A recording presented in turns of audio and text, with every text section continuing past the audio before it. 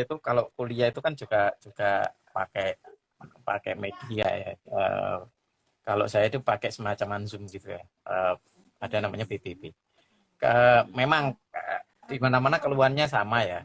Artinya entah itu keluhannya benar atau enggak, tapi sama lah ya. Artinya ngomong jaringan, ngomong kuota dan segala macam. Nah, kalau saya kemarin begini Mas kan, memang kan di satu pertemuan kuliah tuh bisa sampai 3 jam gitu kadang ya, bisa sampai 3 jam.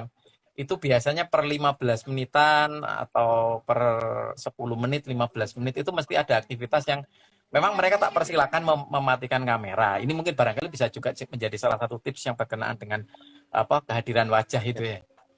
Ya. Saya persilahkan. Artinya boleh boleh mematikan kameranya, tapi nanti per 10 atau 15 menit selalu ada aktivitas yang ketika apa saya sudah gini saatnya menyalakan kamera gitu ya.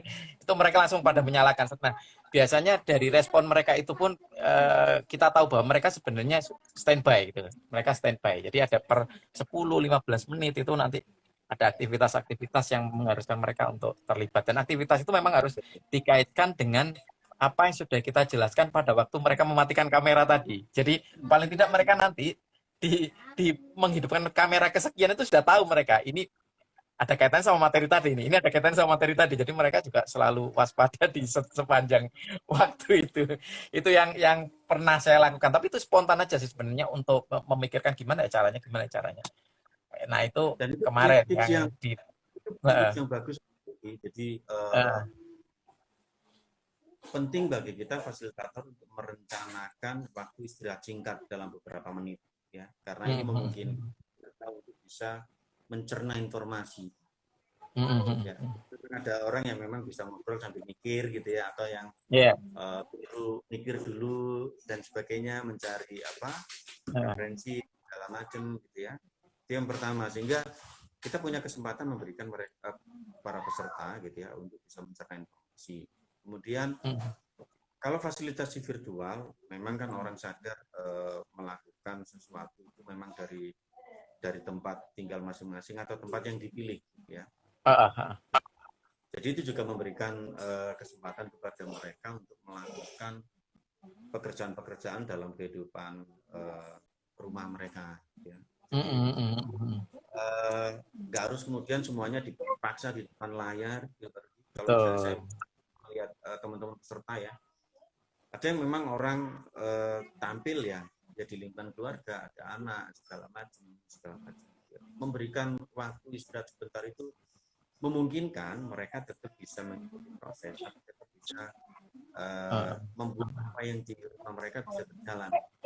Kalau anak kecil baru kemarin saya misalnya fasilitasi untuk tenaga promgas ya, pelatihan virtual itu. Jadi dengan memberikan waktu istirahat itu bagi ibu-ibu yang memang berkegiatan di rumah dan punya anak kecil, ya tahu sendiri kan anak kecil itu sangat tentatif sekali, kebutuhannya minta ini minta itu, dan itu di manage gitu ya, di manage untuk peserta. Memberikan waktu istirahat itu memberikan kesempatan bagi mereka mengerjakan hal yang ada di rumah, ya, tapi tetap bisa fokus mengikuti prosesnya seperti hari ini ya, kita kita minta apa segala macam gitu ya. Jadi tetap kita memenuhi ya apa yang menjadi tugas kita kalau berada di rumah, tapi tetap bisa kadang-kadang kayak gitu anu juga sih tipikal ya Mas. Kadang-kadang ada yang gini ya, ada orang yang memang ketika kehidupan sehari-hari atau kehidupan pribadinya itu tampil di layar itu jadi hal yang tidak diinginkan gitu lah, yang tidak diinginkan. Jadi bagaimana caranya itu tidak tampak karena mereka berada di rumah, maka dia lebih suka mematikan itu ya, mematikan. Ada juga yang sebaliknya, yang justru akan lebih enjoy kalau dibiarkan semuanya itu apa adanya. Artinya ada anaknya terus habis itu menyapa sebentar bapak ini itu lu lihatin om misalnya, jadi natural gitu. Itu kan tipikal sebenarnya Mas kan ya. Dan kalau kalau saya sih kok sepertinya ya, kalau saya saya jadi fasilitatornya gitu, sebenarnya enak juga ya. Seandainya tidak terlepas dari gangguan jaringan tadi, itu dipersilakan menghidupkan kamera sepanjang terlepas dari gangguan jaringan ya. Dipersilakan menghidupkan kamera terus, habis itu mereka mau ngambil kopi, mau ngapain, enggak masalah. Yang penting ketika kamera itu dihidupkan ada tanggung jawab moral di situ. Jadi Betul. kalaupun dia ambil kopi, dia pasti akan kembali ke situ gitu loh, karena layarnya menunggu gitu. Itu sebenarnya menarik itu sebenarnya.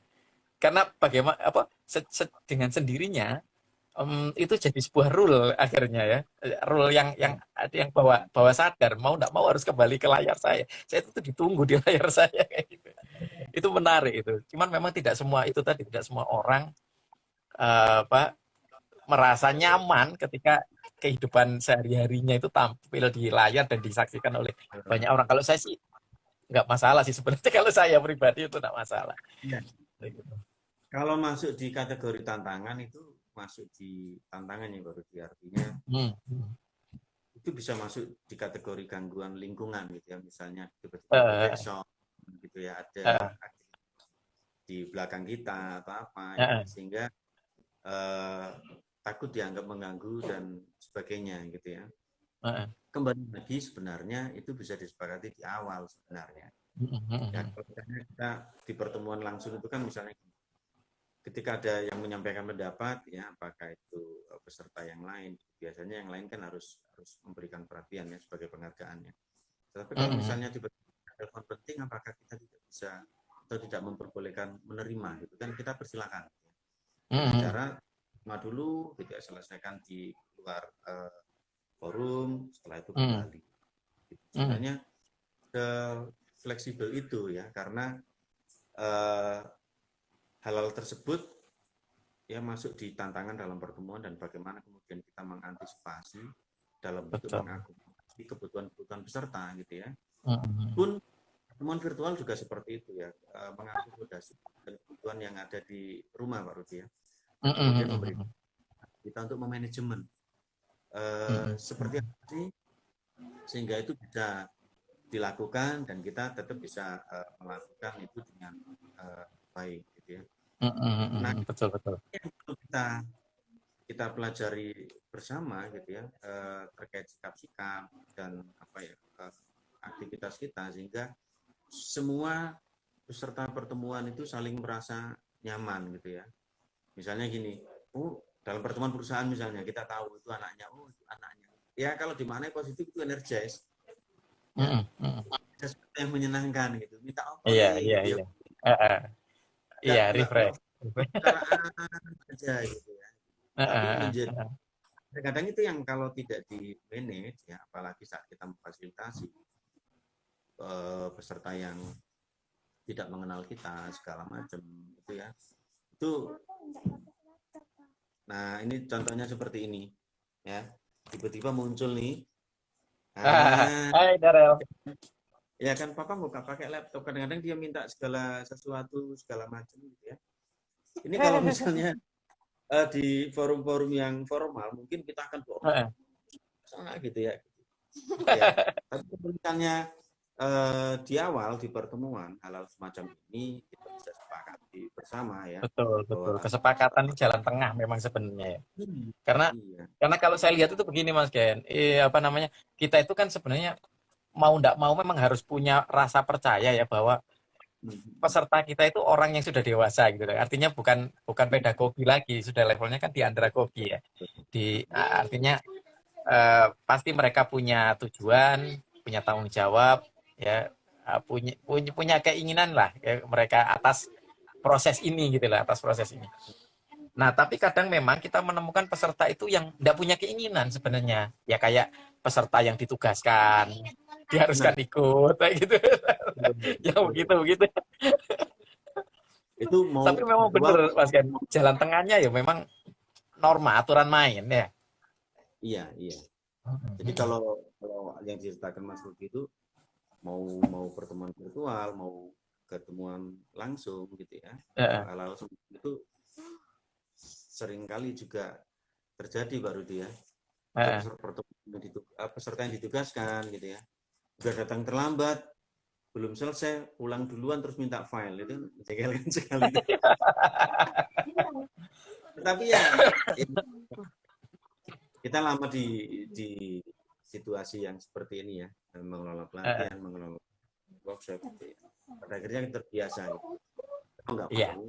mau normatif tadi gitu ya, Uh, normatif tadi yang harus juga apa ya, disepakati, kita jadi tahu bagaimana kemudian asertif ya Pak Rudi ya, komunikasi nggak pekewo untuk menyampaikan sesuatu ke iya. orang-orang itu.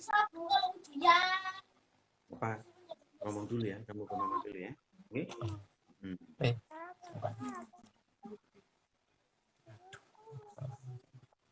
Nggak boleh, ini masih hmm. ya. Nah, sebenarnya kalau ngomong fasilitasi virtual berarti penting bagi kita untuk memahami tantangan-tantangannya ya, dan kemudian antisipasinya.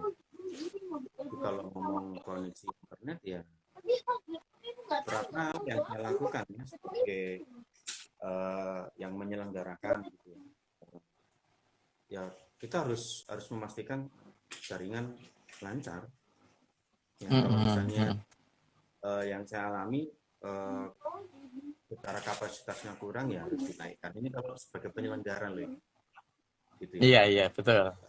Ya itu bedanya Dinaikkan. penyelenggara sama peserta ya, Mas kan. Kalau peserta sih Kalau penyelenggara ya itu jalan hidupnya ya. kalau peserta mungkin ya carilah tempat-tempat yang memang punya koneksi internet yang bagus kan. Ada banyak working space yang gratis gitu ya, gratis. Kadang kita tinggal beli kopi aja di situ, jaringan lancar dan sebagainya, itu yang teman-teman bisa gunakan gitu ya. Itu tantangan. Tantangan kedua, karena ini tidak bertemu secara fisik ya, maka sebagai bentuk pengganti kehadiran ya yang sudah kita bahas tadi ya, nyalakan kamera video. Iya, iya, iya. Iya. Memang tantangannya di virtual itu memang ya. Engagement gitu loh. Engagement menurut saya itu keterikatan seorang peserta terhadap kita ya, terhadap kita sebagai pemandu itu memang agak tantangan juga. Kadang-kadang kita harus menakar banget itu loh antara gini loh Mas Yan. Misalnya kalau yang saya rasakan ya. Nanti kalau kita jadi saya akhirnya tahu kenapa sih kok banyak penyelenggara-penyelenggara pertemuan virtual semacam itu jatuhnya ke webinar. Karena itu yang paling memungkinkan untuk mereka lakukan eh, daripada fasilitasi yang harus memikirkan berbagai variasi aktivitas atau pelatihan yang harus memikirkan berbagai variasi aktivitas. Itu yang pertama. Terus yang kedua juga begini, itu ngomong soal level engagement itu memang rodok sulit ya, karena setiap orang beda-beda. Ada juga yang orang apa itu eh, dengarkan saya ngomong kayak gini, kayak itu seneng kayak dengarkan radio. Jadi kayak dengerin podcast itu kan kayak dengerin podcast itu kan kalau orang seneng berarti kita ngomong terus itu bikin mereka engage. Jadi bikin mereka itu terus terikat dengan kita. Tapi ada juga yang ketika kita ngomong terus orang ngantuk. Itu yang agak nakernya itu agak sulit ya. Memang mau enggak mau ya itu tadi. Jadi secara voice kita enak didengar, terus tata bahasa cara kita ngomong juga enak mereka didengar, terus selain itu juga ya harus diselingi dengan aktivitas-aktivitas mungkin karena harus menjembatani dua model orang tadi itu ya. Betul ya. Nah, hal-hal semacam itu yang memang perlu diperhatikan ya dalam proses-proses fasilitasi virtual gitu ya. Tentang kitanya sendiri dan tentang orang lain ya. Karena mau nggak mau ini visual dilihat orang gitu ya. Mau nggak mau kita harus memikirkan sesuatu yang bisa godain mereka apa ya secara visualnya terhadap kita misalnya.